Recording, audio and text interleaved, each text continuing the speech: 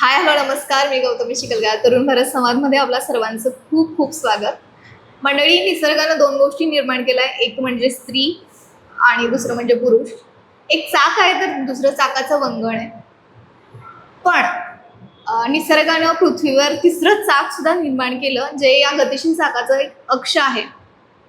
लाखो प्रचंड करोडो लोकांच्या गर्दीत त्या लोकांना कायमच नजरेआड केलं जातं, नजरेआड होतात. तृतीयपंथी, हिजडा, छक्का अशा नावानिशी ओळखलं जाणारं ते पात्र, एवढ्या गर्दीमध्ये दुर्लक्ष केलं जाणारं असे चेहरे जे अजूनही समाजात स्वतःच्या अस्तित्वासाठी लढत आहेत. त्यांचं आयुष्य म्हणजे एक संघर्ष आहे आणि त्याच संघर्षावरती आज मी बोलणार आहे. मी कोणाकडून काहीतरी ऐकणार आहे आणि याच पात्राविषयी आजचा आपला पॉडकास्ट आहे. तर तृतीयपंथी या विषयावरती आजचा आपला पॉडकास्ट आहे. आज आंतरराष्ट्रीय तृतीयपंथी दृश्यता दिवस आहे आणि याशिवाय 2026 ट्रान्सजेंडर बिल जे आलंय त्या विषयावरती आपण बोलणार आहोत. तर मंडळी, आपण आजच्या पॉडकास्टला सुरुवातच करूया. तर आज आपल्या पॉडकास्टमध्ये मी आमंत्रित केलेलं आहे शिवानी गजमरे मॅडमना, ज्या कोल्हापुरात तर ओळखल्या जातात, शिवाय माझ्या खूप जवळच्या मैत्रिणी आहेत. विभागीय तृतीयपंथी हक्कांचं संरक्षण आणि कायदे मंडळ पुणे याच्या सह अध्यक्ष आहेत. मॅडम नमस्कार. नमस्कार. मला वाटतं की आपल्या खूप छान गप्पा रंगणार आहेत, त्यामुळे कुठलीही फॉर्मॅलिटी न करता, कुठलीही लांबड न लावता डायरेक्ट पॉइंटवर येते. आज जगभर इंटरनॅशनल ट्रान्सजेंडर व्हिजिबिलिटी डे साजरा होतो. तर मग आता तुम्हाला वाटतंय का की अजून सुद्धा कुठेतरी ट्रान्सजेंडर अदृश्य आहे, आता सुद्धा अदृश्य पद्धतीने जगतोय? ट्रान्सजेंडर व्हिजिबिलिटी डे 31 मार्च अर्थात तृतीयपंथी दृश्यमानता दिन, जे पारलिंगी दृश्यमानता दिन. ह्या पारलिंगी दृश्यमानता दिवसात मी ॲक्सेप्ट करते, नालसा जजमेंट आल्यापासून आम्हाला लिंग ओळख कायद्यानं मिळाल्यापासून थोडाफार फरक समाजामध्ये झालेला आहे. त्याचं एक्झाम्पल मीच आहे. जसे मी शिक्षण घेते, अनेक जणे काम करतायत विविध ठिकाणी, आहे सोशल इन्क्लुजन. पण जर ते पाहायला गेलं तर एका मर्यादित कॅटेगरी पुरतं आहे. फॉर एक्झाम्पल, जर तुम्ही ज्यांना आपण अशिक्षित लोक, खालच्या दर्जाचे, मिडल क्लास म्हणतो, तशी लोक निदान आम्हा लोकांना देव मानून स्वीकारतात. जास्ती शिकलेली अतिशिक्षित लोक आम्हाला ॲक्सेप्ट करत नाहीत. ती फक्त त्यांच्या कॅटेगरीतली हाय प्रोफाईल घराण्यामध्ये कोण गे जन्माला आला, मोठ्या घराण्यातली कोण तृतीयपंथी ट्रान्स वुमन जन्माला आली, तिला त्यांना ॲक्सेप्ट करतात. पण ग्राउंड लेवलने जे ॲक्टिव्हिस्ट काम करत आले तिला ही लिटरेट लोक ॲक्सेप्ट करत नाही. का? त्या मोठ्या घराण्यातलं शिकून आलेलं, चांगलं इंग्लिश बोलतोय, फ्लुएंटली, दिसायला गोरं पान, म्हणजे ते चांगलं आहे. मग ते पण सोडलं, सो कॉल्ड लगेच आमचे नेते येऊन पुढे येतात. भोगलेलं तर काहीच नसतं, सगळं चांगलं काय म्हणतात ते गोल्डन स्पून घेऊन जन्माला येऊन मग ते हे करून हे करतात. तर मला वाटतं की कुठंतरी ग्राउंड लेवलपासून काम करणाऱ्या, समाजात राहून कष्ट भोगून, हालाकीचं हे भोगून आलेल्या लोकांचा विचार या समाजाने केला पाहिजे. आणि लिटरेट लोक मला वाटत नाही, कारण मी मुंबईत जाते, बघते, मेट्रोत फिरते, पूर्ण सीट रिकामी असते, लटकत उभारतात, माझ्या बाजूला कोणी बसत नाही. त्यामुळे जास्त स्टिग्मा, डिस्क्रिमिनेशन हे उच्च शिक्षित लोकांच्यात आहे. मी शिक्षण घेताना तर खूपच अनुभव, शिक्षकांचाच माझा फोर्स होता प्रत्येक वेळेला डिपार्टमेंटला ॲडमिशन घेताना, इथं घेऊ नको, बाहेर घे, प्रायव्हेट, सायबरला घे, दोन्ही डिपार्टमेंटच्या वेळेला, MSc पण MSW पण. तर हा एक शिकलेल्या लोकांचा स्टेरिओटाईप आहे, त्यांच्यामुळेच तरी देशाची मला वाटतं की थोडंफार कंडिशन असेल. त्यानंतर दुसरी गोष्ट, सोशल इन्क्लुजन ग्राउंड लेवलला भरपूर आहे लोकांच्यात. आणि व्हिजिबिलिटी म्हणायला गेलीस तर व्हिजिबिलिटी मिळते आज चौकात आहे, माझा समुदाय आता एकत्रित आलेलो आहोत आम्ही. आणि व्हिजिबिलिटीचा खरा अर्थ असा नाही आहे की तुम्ही फक्त दिसणं, कुठल्या ॲस्पेक्टनं तुम्ही समाजासमोर स्वतःला दिसता हे महत्त्वाचं. फॉर एक्झाम्पल, डेली लाईफमध्ये आपण एखादी स्त्री किंवा पुरुष बघतो,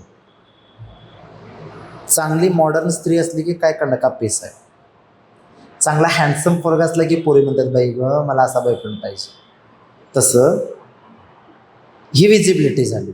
त्याच्यासाठी माणूस धडपडतो की मी छान दिसलं पाहिजे. पण आमची विजिबिलिटी काय आहे, ज्या दिवशी विदाऊट कुठलं hesitate, without feeling stereotypes, without stigma discrimination, माझी कम्युनिटी जिथंही जाईल तिथं पब्लिक ॲक्सेस, प्रायव्हेट ॲक्सेस, जिथं आम्हाला असा गिल्ट फील होणार नाही की मी कशी जाऊ.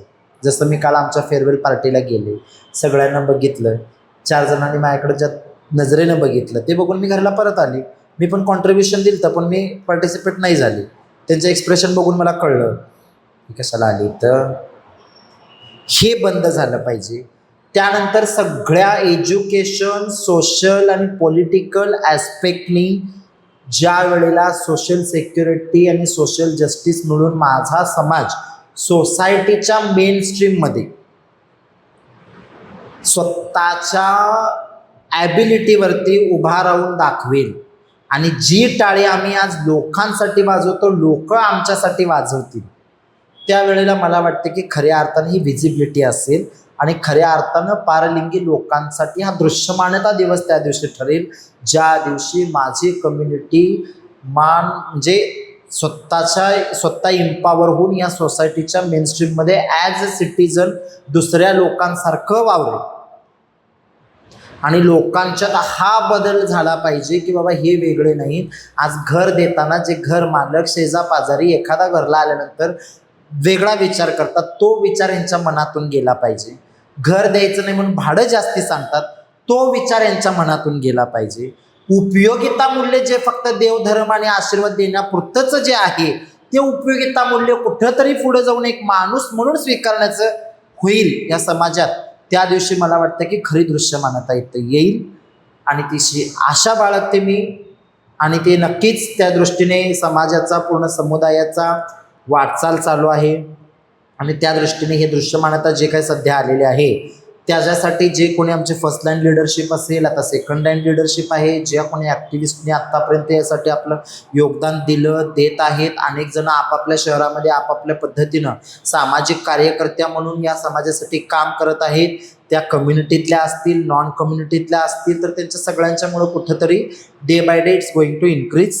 आणि नक्कीच एक दिवस मला वाटतं की पुढच्या दृश्यमानता दिवसाला आपण ज्यावेळेला ही चर्चा करू तर मला वाटतं की हा सगळ्या चर्चेचा कुठेतरी इन्क्रीज झाला असेल आणि समाजामध्ये ॲटलिस्ट मला वाटतं की शासन जागं होईल आणि जे काही कल्याणकारी मंडळ स्थापन केले त्याचं चांगलं इम्प्लिमेंटेशन, त्याचं वर्कफ्लो होईल. आणि लवकरच या देशामध्ये महिला आयोगाच्या धर्तीवरती तृतीयपंथी आयोग स्थापन होईल. SC ST आयोगाच्या वरती आमचा कुठंतरी आयोग स्थापन होऊन आमचाही वॉइस आणि नक्कीच फडणवीसजी मला सिरियस घेऊन कुठंतरी एक पॉलिटिकल रिप्रेझेंटेशन विधान परिषदेत, राज्यसभेत आमच्या लोकांना देऊन आमचा आवाज मांडण्याची संधी देतील अशा आशा व्यक्त करते. आणि तो खरा दृश्यमानता दिवस आणि 19 नोव्हेंबरचा आमचा ट्रान्सजेंडर रिमेंबरन्स डे हा खऱ्या अर्थानं आम्ही हे करू आणि त्याच्यासाठीचा निधी सामाजिक न्याय मंत्री देतील अशा आशा व्यक्त करते.